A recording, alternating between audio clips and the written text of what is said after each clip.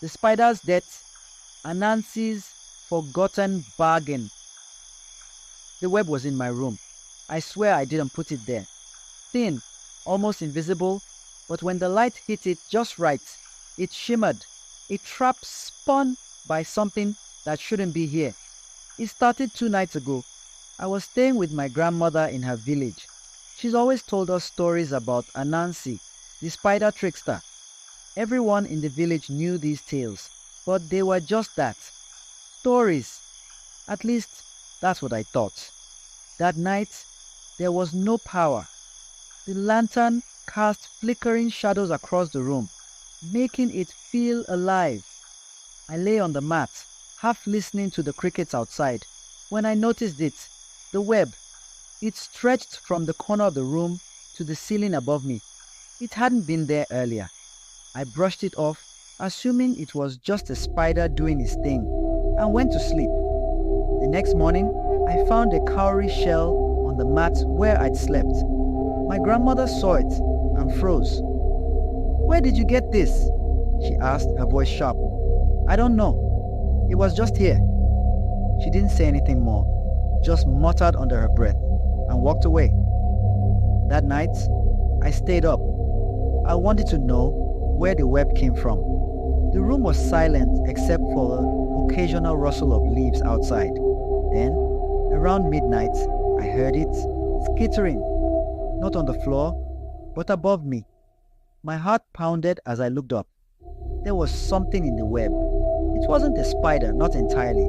It had too many legs, too long, and its body glistened like wet tar. Its face, or what should have been a face, was a writhing mass of tiny mouths. It didn't move toward me, but I couldn't look away. Then it spoke, not with words, but in my mind.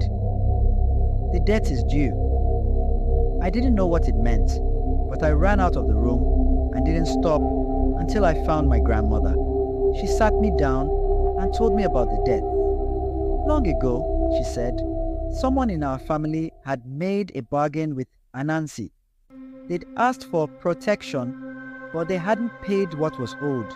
The bargain had been forgotten. Until now. I begged her to tell me how to fix it, but she just shook her head. It's not that simple," she said. The next night I didn't sleep. I stayed in the living room, the lantern burning bright. Around midnight, I heard the skittering again. It wasn't coming from my room this time.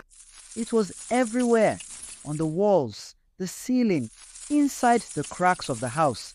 I saw the web stretching out, weaving itself over the furniture, the walls, even my grandmother. She didn't move, didn't seem to notice as the strands wrapped around her. I tried to pull the web off her, but it stuck to my hands, burning like fire. The creature appeared again, its 2 long legs descending from the ceiling. "The debt must be paid," it said again. I don't know what made me do it, but I grabbed the cowrie shell and held it out. "Take this," I shouted. "Take it and leave us alone." The creature paused. For a moment, everything was silent. Then it snatched the shell from my hand with one of its legs and disappeared into the shadows. The web dissolved, and my grandmother gasped as if she'd been holding her breath. We haven't spoken about it since. The shell is gone, and the web hasn't returned. But sometimes late at night, I hear the skittering again, faint and far away. And I wonder if the debt is truly paid, or if Anansi is just waiting for the next time.